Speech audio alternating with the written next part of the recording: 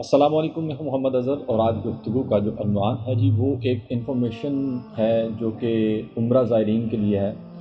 عمرہ زائرین یعنی جو اللہ کا گھر اور محبوب کریم صلی اللہ علیہ وسلم کی بارگاہ میں زیارت کے شوقین ہیں، اور جن کو یہ موقع ملتا ہے یا جن کو آواز آ جاتی ہے، جن کو حکم مل جاتا ہے، یا جن کی حاضری ہونے کی امید لگ جاتی ہے، یہ ویڈیو ان کے لیے ہے، اور ایجنٹ حضرات کے لیے بھی یہ ویڈیو ہے۔ اچھا، یہاں پہ میں آپ کو 2-3 حصوں میں یہ ویڈیو بنا کر پیش کروں گا۔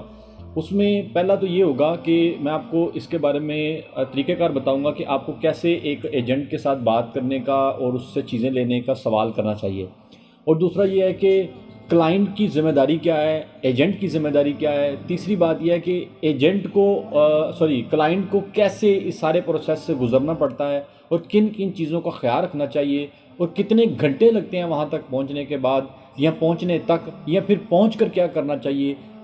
جو خواری ہوتی ہے عام طور پر بہت ساری پریشانی کا سماں ہوتا ہے، وہ اکثر صرف لا علمی کی وجہ سے ہوتا ہے۔ پرابلم 20 منٹ کے اندر ہر پرابلم سولو ہو سکتی ہے انشاءاللہ، اگر آپ کو پروسیس کا پتہ ہو تو۔ یہ سارے پروسیس کو بتانے کے لیے میں نے کوشش کی ہے، اپنے علم کو اور اپنے سوالوں کو خود ہی اکٹھا کیا ہے، لیکن اگر اس میں کوئی سوال رہ جائے اور آپ کو اس میں نالج نہ مل پائے تو آپ کوشش کیجیے گا کمنٹ باکس میں مجھے کمنٹ کر دیجیے گا یا مجھے میل کر دیجیے گا، انشاءاللہ میں آپ کے سوال کا جواب ضرور دوں گا۔ اچھا جی، میں یہ بات کیوں کر رہا ہوں؟ فرسٹ آف آل میں پہلے اپنی ایڈورٹائزمنٹ بھی کر لوں نا۔ میں یہ بات اس لیے کر رہا ہوں کہ میں بھی ایک ایجنٹ ہوں عمرہ سروس کے لیے۔ تو اب اس لیے میں یہ بات کر رہا ہوں اپنے ایکسپیرینس کے ساتھ، اپنے لوگوں کی جتنی کمپلینس ہیں ان کو سامنے رکھتے ہوئے، یا ہم کیا غلط کرتے ہیں۔ دیکھیں، میں خود کو اس لیے انوالو کر رہا ہوں کہ یہ مشکل ہوتا ہے یہ لفظ کہنا نا، ہم کہاں غلط کرتے ہیں اور حاجی کہاں ہمیں غلط کرنے پر مجبور کرتا ہے، یا ہمیں کہاں موقع دیتا ہے، یہ بات کر لیتے ہیں۔ آگے چلتے ہیں جی۔ اب میں سب سے پہلے بات کرتا ہوں کہ خوش قسمت ہوتے ہیں جی جن کو حاضری کا موقع ملتا ہے، یا جن کو آواز یا جن کو حکم مل جاتا ہے، یا جن کو سیانے کہتے ہیں کہ جدی حاضری ہو جائے، تو جس کو بھی اس کا موقع ملتا ہے خوش نصیب ہے وہ۔ اب خوش نصیبی کو دیکھنے کے لیے عام طور پر ہمارے پاس جو وسائل ہیں اس کو دیکھنا ضروری ہو جاتا ہے۔ پہلی بات تو یہ ہے کہ ایموشنل اگر بات کریں گے تو سبحان اللہ، اللہ جسے چاہے جس حال میں چاہے بلا لیتا ہے، اس میں پیسوں کی وسائل کی کوئی وقت نہیں ہے، وہ چلے جاتے ہیں۔ لیکن ضروری چیزیں جو ہے نا، وہ جو کہ انسان کو اپنی عقل کے مطابق سوچنی چاہیے، وہ ہے آپ کے وسائل۔ آپ کے پاس وسائل کتنے ہیں؟ سب سے پہلے آپ یہ غور کیجئے۔ مثال کے طور پر ابھی ریسنٹلی جو عمرہ چل رہا ہے 21 دن کا، نارمل پیکیجز کے ساتھ، ڈائریکٹ فلائٹ کے ساتھ، آپ اگر 500-600 پہ آپ رہائش لے رہے ہیں شیئرنگ میں، تو آپ کو 1,90,000 میں عمرہ جو ہے نا مل سکتا ہے، اویل ہو سکتا ہے۔ اس میں آپ کو کیا ملے گا یہ بھی میں آپ کو چیزیں آگے جا کے بتاتا ہوں۔ اچھا، یہ 1,90,000 آپ نے وسائل میں سے اکٹھا کیا۔ اب آپ کو چاہیے کہ اس میں یہ 1,90,000 نہیں ہونا چاہیے، یہ کم از کم 2,90,000 ہونا چاہیے۔ جی ہاں، 2,90,000 ہونا چاہیے۔ 1,00,000 روپے آپ کے پاس اضافی ہونا چاہیے اس کے ساتھ، پھر آپ عمرے کے بارے میں مزید آگے چلیے۔ اگر تھوڑا کم ہے تو تھوڑا ویٹ کر لیجئے، پلیز ویٹ کر کے پھر چلے جائیے تاکہ آپ کو پریشانی کم ہو۔ آپ جب عبادت کے لیے جائیں تو آپ مسلسل عبادت کریں، نہ کہ اپنی جیب کو دیکھیں، اپنے وسائل کو دیکھیں، پریشانیوں کو دیکھیں، یا وہاں بیٹھ کر بھی ایک دنیا داری کے معاملے کو دیکھیں کہ جی میرے پاس پیسے کہاں سے آئے گا، یا میں پیسے کہاں سے لاؤں گا، یا مجھے سینڈ کون کرے گا، یا مجھے لے کے کون دے گا، تو یہ پرابلم ہو جاتا ہے۔ اب چلتے ہیں آگے۔ اچھا، ایک کلائنٹ کو ایک ایجنٹ کے پاس جب عمرے کے لیے نیت کرتا ہے تو اس کو پھر ایک ایجنٹ ڈھونڈنا پڑتا ہے۔ ایجنٹ ڈھونڈنے کا طریقہ یہ ہے جو میں نے اخذ کیا ہے۔ آپ اختلاف رکھ سکتے ہیں، آپ کی اپنی مرضی ہے۔ سب سے پہلے تو آپ اپنا محلے دار دیکھیں، آپ کے قریب کون ہے، آپ کو جاننے والا کون ہے۔ اگر آپ کے محلے میں یہ کوئی کام کرتا ہے تو آپ کوشش کریں اسی سے کام کروائیں، کیونکہ آپ کو اس کی کریڈیبلٹی کا پتہ ہوگا، کیونکہ آپ کو پتہ ہوگا کہ وہ کتنے ویار کا مالک ہے، کیا کردار ہے اس کا، کتنے لوگ اس کے بارے میں اچھا بولتے ہیں، کتنے لوگ برا بولتے ہیں، یہ سب آپ کے سامنے ہوگا۔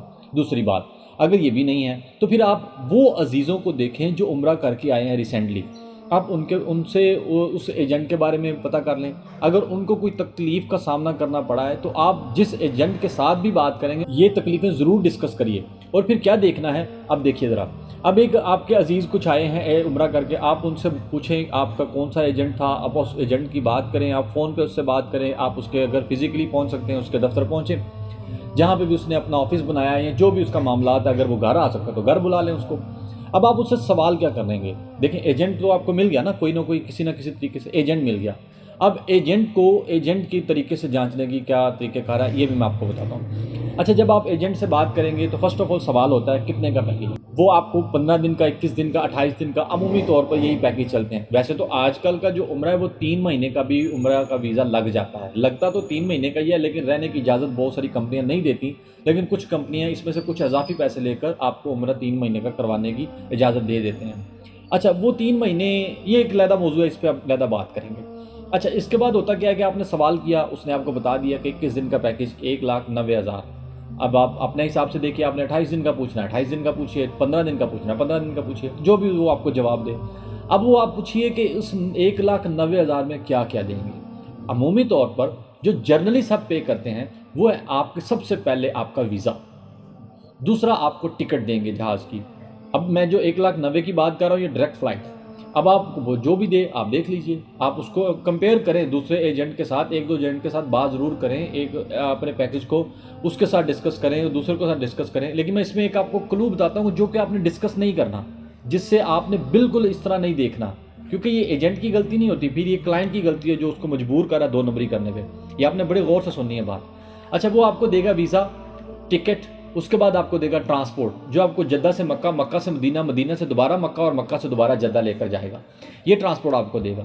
چوتھی چیز آپ کو دے گا ہوٹل۔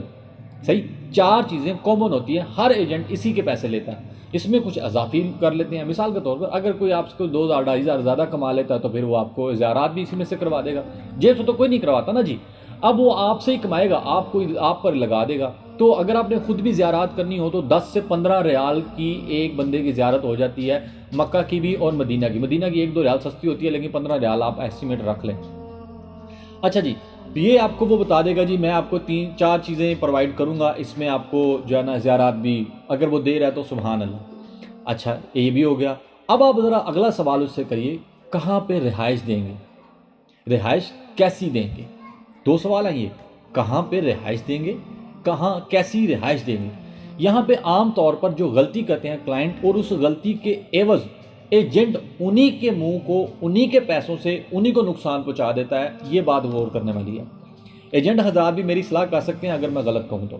اچھا سوال یہ تھا کہ کہاں اور کون سا ہوٹل، کیسی رہائش اور کہاں پہ رہائش۔ اب وہ رہائش آپ کو بتائے گا جی کبوتر چوک، یا آپ کو 400 میٹر بتائے گا، 500 میٹر بتائے گا۔ دیکھیں آپ نے کون سا وہاں پہ انچی ٹیپ لے کے جانا ہے جی، یا میٹر ناپتے رہیں، بات ہے وہاں پہ بھی بلیو کی۔